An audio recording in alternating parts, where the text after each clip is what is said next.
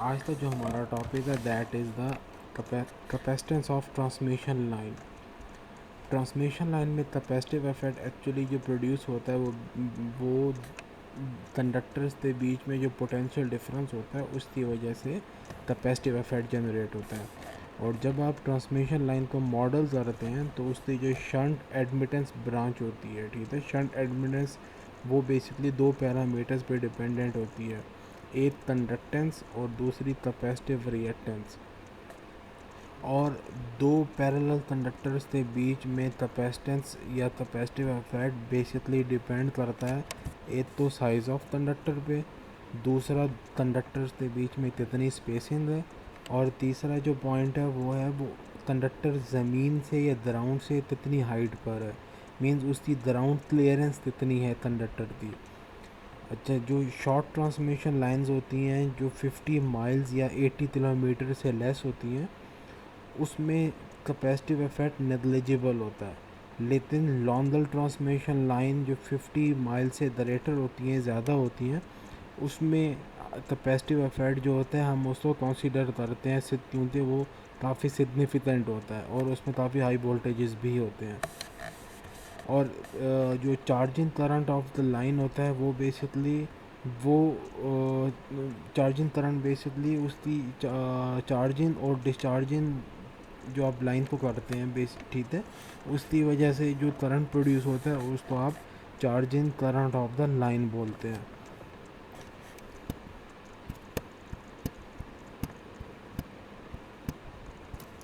अच्छा जी, नेक्स्ट हमारा जो टॉपिक है that is electrical field of a long straight conductor. एक कंडक्टर से इलेक्ट्रिकल फील्ड कैसे प्रोड्यूस होती है, ये हमारा जो है टॉपिक है। तो इलेक्ट्रिक फील्ड एक कंडक्टर के अराउंड जब प्रोड्यूस होती है तो उसके लिए आपको सबसे पहले कैपेसिटिव इफेक्ट को स्टडी करना होगा। कैपेसिटिव इफेक्ट क्या होती है? तो the capacitance C is the ratio of charge Q to the voltage V। Mathematically इसको आप Q is equal to CV या C is equal to Q over V लिखते हैं। गॉसेस लॉ के हिसाब से जो इलेक्ट्रिकल फील्ड डेंसिटी है, ठीक है, D is equal to electric field density, वो बराबर होती है चार्ज पर यूनिट एरिया।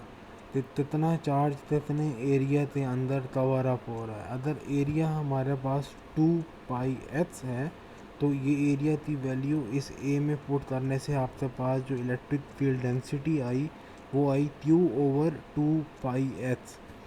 अब नेक्स्ट जो टर्म है हमारे पास that is electrical field intensity E।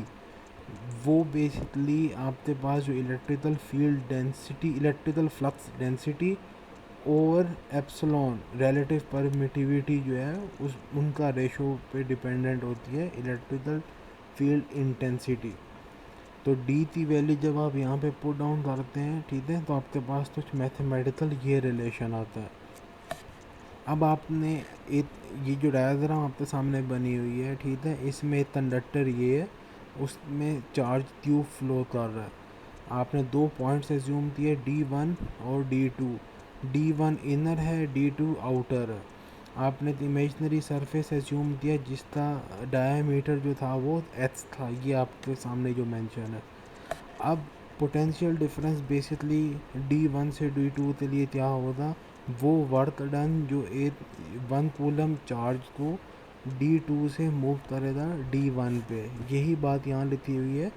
The potential difference between cylinders from position D1 to D2 is defined as the work done in moving unit charge of 1 coulomb from D2 से D1। Means D2 से D1 1 coulomb charge को move करने के लिए जितना work done ज़रूरत होगा उस चीज़ को आप पोटेंशियल डिफरेंस बोलते हैं। और मैथमेटिकली वो इस तरह डिनोट किया जाता है। V12 इंटीग्रेशन करनी है आपने D1 से D2 तक, और इधर आपके पास इलेक्ट्रिक फील्ड इंटेंसिटी आ जाएगा और विद रिस्पेक्ट टू DH आपने करना है, ठीक है। तो इंटीग्रेशन जब आपने सॉल्व की तो आपके पास कुछ ये रिजल्टेंट आया, means potential difference in moving point charge या unit charge of 1 coulomb from D2 से D1 is equal to Q over 2 pi epsilon naught natural log D2 over D1। या ये याद रहे तो D2 आउटर पॉइंट है और D1 इनर पॉइंट है।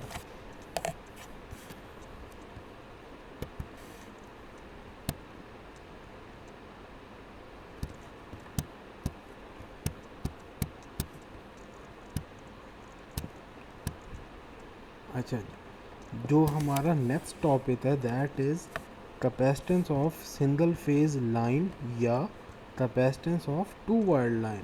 इससे पहले जो हमने पढ़ा था वो कैपेसिटेंस या electric field of single conductor पढ़ा था। अब हमारे पास है capacitive effect of two wire line. तो ये ज़रा डायग्राम समझ लें। ये आपके पास दो कंडक्टर्स हैं, कंडक्टर 1 कंडक्टर 2। कंडक्टर 1 का रेडियस r है और कंडक्टर 2 का रेडियस भी r है। इट मीन्स दोनों के रेडियस जो है वो सेम है। कंडक्टर 1 में चार्ज Q1 फ्लो कर रहा है, कंडक्टर 2 में चार्ज Q2 फ्लो कर रहा है। इन दोनों के बीच में जो डिस्पेसिंग है उसको आपने d से शो दिया हुआ है। कुछ रिलेशंस हैं, वो क्या है, जो स्पेसिंग बिटवीन द कंडक्टर्स है वो रेडियस ऑफ द कंडक्टर से ज़्यादा है। Means spacing between conductor is greater than the radius of conductor and height above the ground of conductor means conductor की और ज़मीन का जो फासला h है वो greater है spacing between the conductors। ठीक है, ये आपने कुछ पॉइंट्स याद रखने हैं। अब capacitance between conductors of two wire line is defined as charge on the conductors per unit of potential difference between them mathematically C is equal to Q over V। ये basically Q is equal to CV he equation से ये drive किया गया है। ठीक है, और जो मैंने आपको कुछ पॉइंट्स बताए थे वो यहाँ थ्योरी में लिखे हुए हैं, जैसे the two conductors are separated by distance D, conductor 1 carries Q1, conductor 2 carries Q2। ठीक है, और the distance separation wire is D with respect to R and height of conductor is higher than. ये exactly वही points हैं जो मैंने आपको यहाँ पे मेंशन कर दिए। अब वोल्टेज या potential difference due to Q1 on Q2 means Q1 की वजह से चार्ज 1 की वजह से चार्ज 2 पे जो पोटेंशियल डिफरेंस प्रोड्यूस होगा मैथमेटिकली आपके पास वो ये चीज़ ये इक्वेशन है Q1 over 2 pi epsilon naught natural log D over R। D क्या है, spacing between the conductors. R क्या है, रेडियस ऑफ कंडक्टर। ये इस कंडक्टर 1 का रेडियस जिसके विद रिस्पेक्ट आप देखते हैं। अब जैसे यहाँ पे देते हैं वोल्टेज ड्यू टू Q1 का Q2 पर इफेक्ट, Q1 का Q2 पे इफेक्ट। तो जिसका अफेक्ट होता है वो उसका रेडियस आपने यहाँ डिनोमिनेटर पे लिखना है। सपोज़ अगर यहाँ इसका रेडियस R1 होता तो आपने यहाँ डिनोमिनेटर में R1 लिखना था। ठीक है, ये बात अभी चूँकि इस केस में दोनों रेडियसेस बराबर हैं तो हमने यहाँ पे R लिख दिया है। लेकिन अगर रेडियस डिफरेंट हो जाए इन केस तो आपने यहाँ पे R1 लिखना है।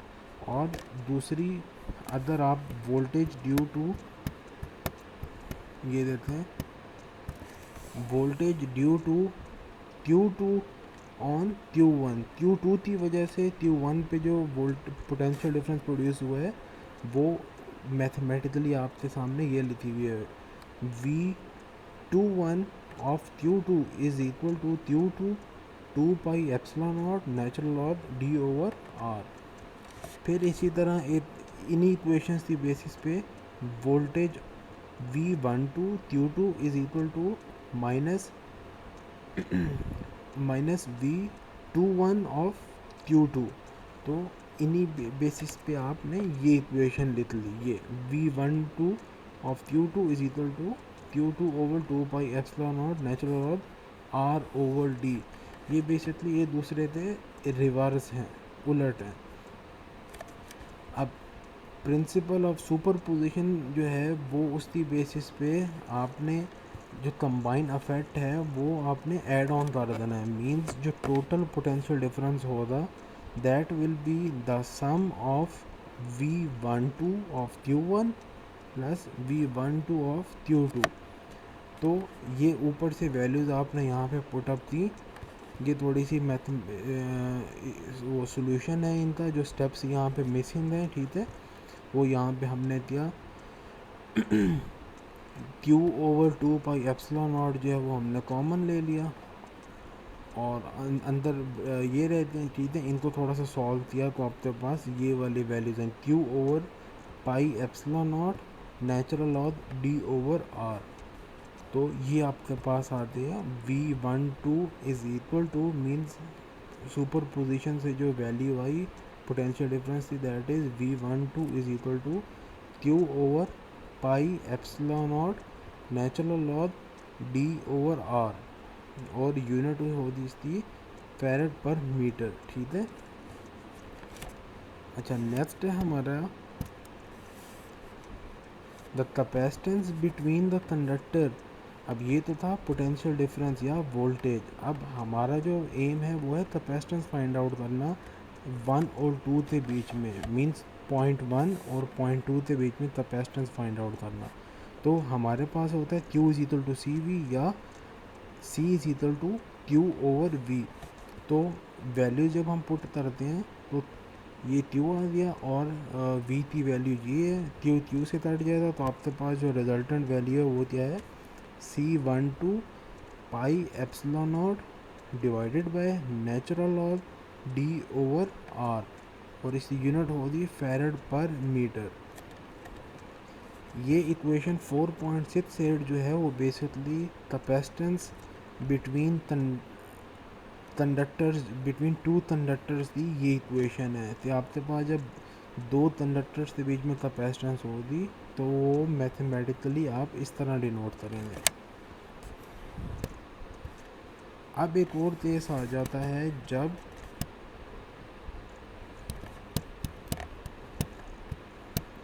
ये जी 4.68 जो थी वो क्या था, लाइन टू लाइन कैपेसिटेंस थी, लेकिन ये जिस तरह आप ये देख रहे हैं, ठीक है, लाइन से लाइन तक की कैपेसिटेंस C12।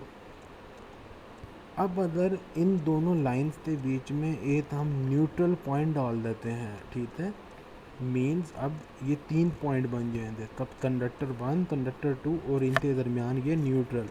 तो इस न्यूट्रल ते डालने की वजह से क्या होगा, तो वोल्टेजेस जो हैं वो तो हाफ हो जाएंगे। जैसे कंडक्टर 1 और कंडक्टर 1 और न्यूट्रल कंडक्टर के दरमियान जो वोल्टेज हैं इस कैपेसिटेंस C के ऊपर वो हाफ हो जाएंगे टोटल वोल्टेजेस से। मीन्स V1 से neutral 1 neutral is equal to 1/2 V12, लेकिन जो कैपेसिटेंस होगी वो डबल हो जाएगी वन कंडक्टर 1 और कंडक्टर 2 से, ठीक है। मैथमेटिकली C1 से neutral is equal to 2 times capacitance from conductor 1 से कंडक्टर 2 की तरफ। और मैथमेटिकली ये ठीक उसमें वैल्यूज पुट अप की तो हमारे पास द कैपेसिटेंस टू न्यूट्रल जो है वो ये बन जाएगी इक्वेशन 4.69। इक्वेशन 4.69 जो है वो कैपेसिटेंस है बिटवीन कंडक्टर से न्यूट्रल के दरमियान। और हमें पता है एप्सिलॉन नॉट जो होता है वो उसकी वैल्यू ये है, ठीक है, वो वैल्यूज पुट अप की हमने। तो हमारे पास माइक्रोफैरड पर किलोमीटर में जो कैपेसिटेंस होगी वो इस ये आपके सामने equation 4.70। This is basically the capacitance in microfarad पर किलोमीटर्स। एक चीज़ इसमें याद रखें कि इंडक्टेंस और कैपेसिटेंस की कैलकुलेशन में एक जो फ़र्क ये है, जिस तरह इंडक्टेंस में हम लेते थे ज्योमेट्रिक मीन रेडियस, ठीक है, तो कैपेसिटेंस में वो रिप्लेस करेगा आर रेडियस आर से। लेकिन इसमें यहाँ पे एक चीज़ है, ये देखें ज़रा, unlike inductance where the conductor geometric mean radius GMR is used in capacitance formula actual conductor radius is used. Means आपका जो कंडक्टर का रेडियस होगा वो उसी की वजह से कैपेसिटिव इफेक्ट जो है वो प्रोड्यूस होगा, ठीक है। वही रिस्पॉन्सिबल है कैपेसिटेंस मालूम करने के लिए। मीन कंडक्टर का जो रेडियस है उसी की बेसिस पे आप कैपेसिटिव इफेक्ट जो है वो प्रोड्यूस करते हैं या वो फाइंड आउट कर सकते हैं। ये नेक्स्ट पॉइंट देते हैं, the radius in the equation of capacitance is actually outside radius of conductor. Means ये जो रेडियस ऑफ कंडक्टर है वो बेसिकली एक पॉइंट है कंडक्टर से आउटसाइड पे, and not the geometric mean ratio of the conductor as in the inductance formula. Mean inductance के फार्मूले में जो जिस तरह ज्योमेट्रिक मीन रेशियो होता था, तो उस तरह जो फार्मूले कैपेसिटेंस के फार्मूले में आपके पास रेडियस है, वो रेडियस आउटसाइड द कंडक्टर आप एज्यूम करते हैं, ये आउटसाइड द कंडक्टर वो लिया जाता है। और इसी तरह ये कुछ वैल्यूज़ हैं, अगर आप यहाँ पे देखते हैं, after the capacitance to neutral has been determined the capacitive reactance. ये कैपेसिटिव रिएक्टेंस फ्रॉम कंडक्टर 1 से न्यूट्रल, ठीक है, कैपेसिटिव रिएक्टेंस फ्रॉम कंडक्टर 1 से न्यूट्रल मैथमेटिकली आप उसको इस तरह डिनोट कर सकते हैं। जैसे कि हमें पता है HC is equal to 1/2πfc। Simple values put करें तो आपके पास ये रिलेशन आ जाता है, और यही रिलेशन आपके पास यहाँ पे है ओम्स पर मीटर, और अदर माइल्स में आपको चाहिए तो आपके पास इक्वेशन 5.12 आ जाएगी। ये उस मीटर्स में थी, और ये जो है वो आपके पास माइल्स में है। And same is the case जब आपने इस इक्वेशन को एक्सपेंड किया तो आपके पास ये दो पैरामीटर्स आए, HC इज़ इक्वल टू ये दो पैरामीटर्स, ये बीच में आप देख सकते हैं ये प्लस साइन है। तो प्लस साइन से पहले वाली जो टर्म है इसको आप क्या बोलते हैं, HA, ठीक है। ये देते हैं HC is equal to HA dash plus HD dash. ये पहली टर्म है, ये क्या है HA डैश, और ये जो दूसरी टर्म है ये क्या है HD डैश। HA क्या है, is capacitive reactance at 1 feet spacing, और HD डैश क्या है, कैपेसिटिव रिएक्टेंस स्पेसिंग फैक्टर। ये आपने याद रखनी है, और इनकी जो वैल्यूज़ हैं वो टेबल A5 अपेंडिक्स A में 5th टेबल जो है वहाँ पे HD डैश की वैल्यूज़ है। Means capacitive reactance spacing factor की जो वैल्यूज़ हैं वो आपको टेबल A5 से मिलेंगी।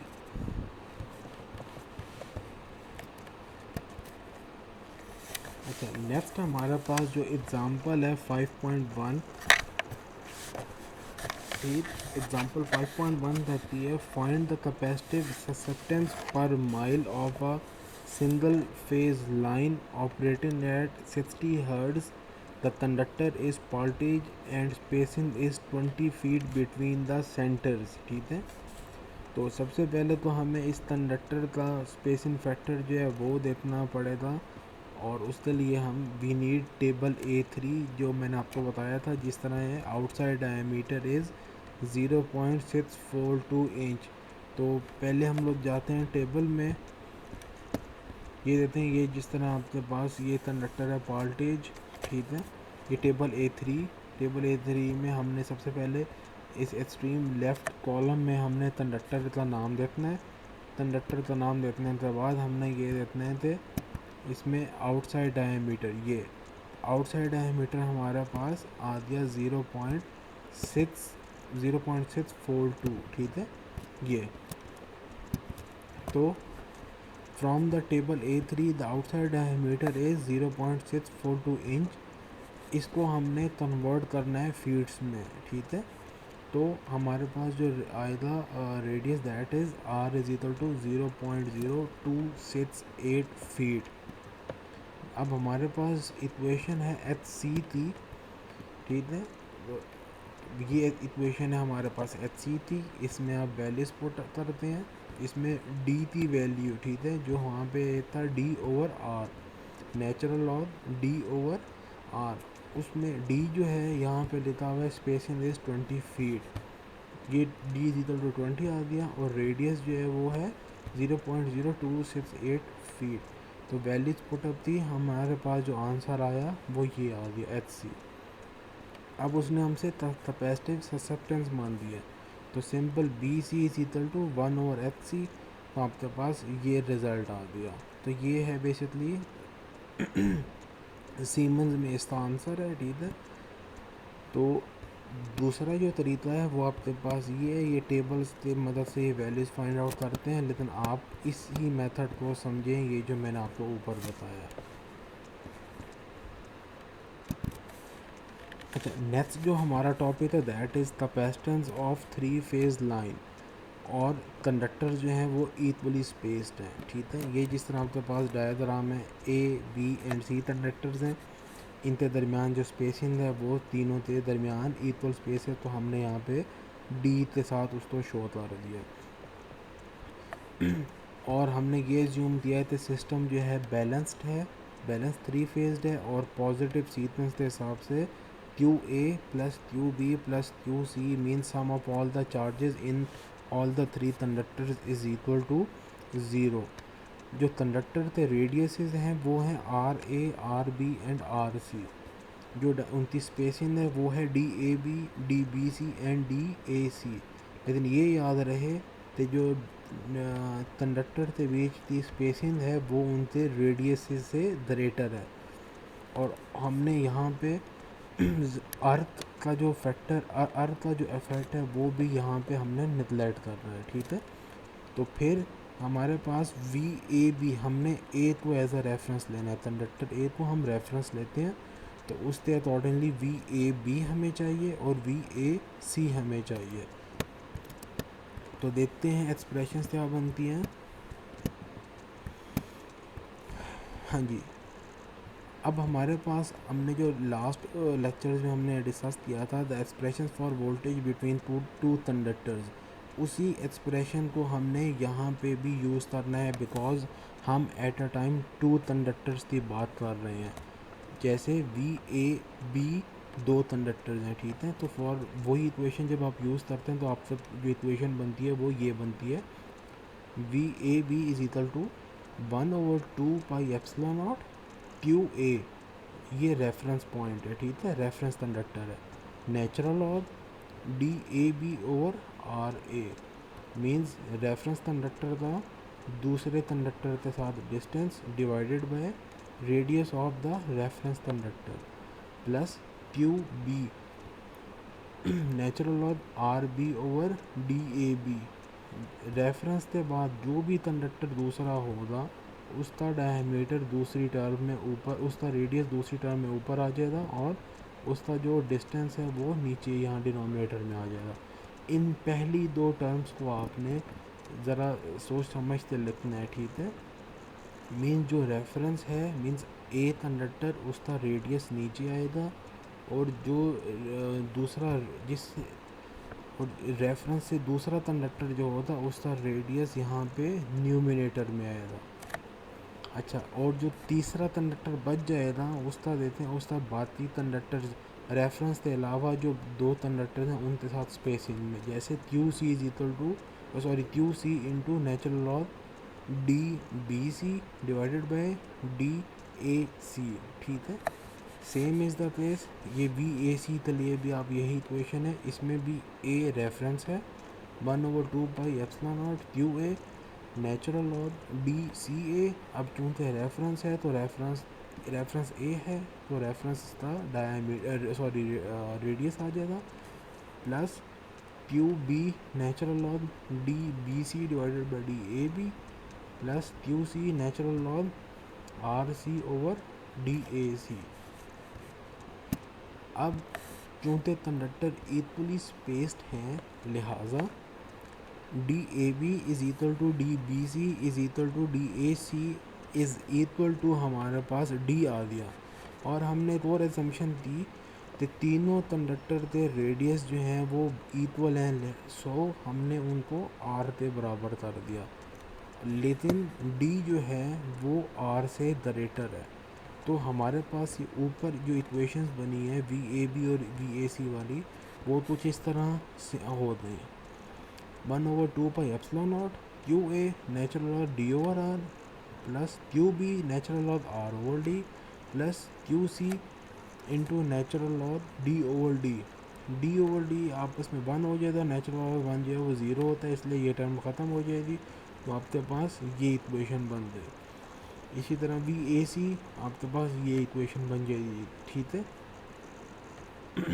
नेक्स्ट,